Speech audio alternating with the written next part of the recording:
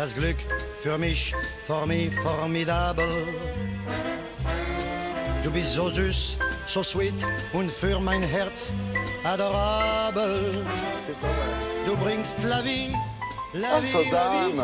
Francis Loos et Aguerçal. C'est un peu ça. Mais oui, alors on va parler de l'Angleterre, de la famille royale, mais c'est pas innocent s'il y a un petit mot d'allemand. C'est parce que les deux familles sont très proches, voire même cousines, et que, à un moment donné, dans l'histoire, on s'est dit, tiens, il faudrait peut-être effacer cette trace. Oui, ça a gêné un petit peu. On est en 1917, il y a exactement 100 ans.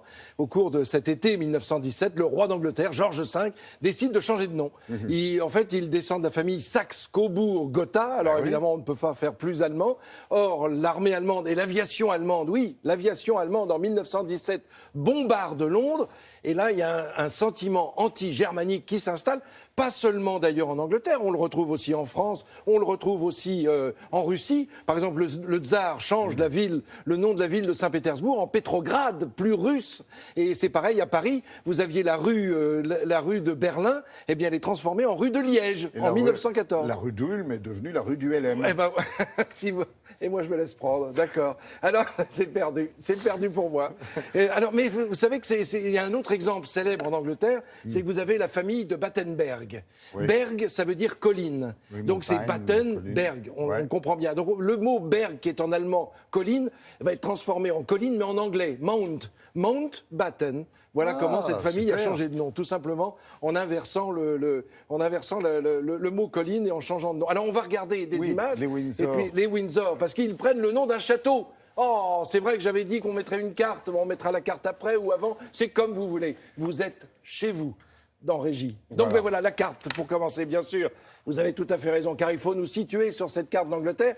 Windsor, c'est un lieu, c'est un village, c'est un château. Il a été construit à partir de l'arrivée de Guillaume le Conquérant. Alors je vous propose cette fois de plonger dans les images d'archives pour mieux comprendre cette histoire. Voilà ce château de Windsor, colossal. Il a commencé à être construit au XIe siècle. Il est situé sur une des boucles de la Tamise. Évidemment, c'est pas innocent. Le but, c'est de protéger Londres et surtout de surveiller l'accès jusqu'à Londres par les voies maritimes. Ça date du XIe siècle, c'est pour vous dire. Voilà la reine Victoria. Et à côté d'elle, le prince Albert, qui n'est autre qu'Albert de Saxe-Cobourg-Gotha. Quand elle l'épouse, elle devient Victoria de Saxe-Cobourg-Gotha. Donc le nom allemand s'impose à toute la famille. On la voit là encore, Victoria, avec derrière elle, sur la droite de votre écran, son successeur Édouard VII, et sur la gauche de votre écran, George V, celui-là même qui va décider de changer de patronyme. Ça fait trop allemand, je vous le rappelle, nous sommes en 1917. Le voilà, ce roi George V, passant des troupes australiennes en revue. Nous sommes en 1917, c'est pour ça que je tenais à montrer ces images, c'est l'année même de sa décision.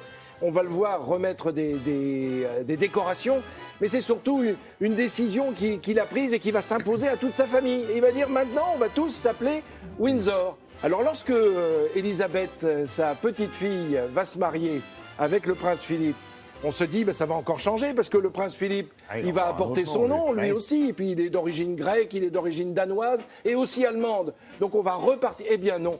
Figurez-vous qu'Élisabeth II a décidé une fois pour toutes que le nom de Windsor resterait le nom familial. Et Philippe a toujours dit, il s'en est plaint, je suis le seul homme d'Angleterre qui ne donne pas son nom à ses enfants.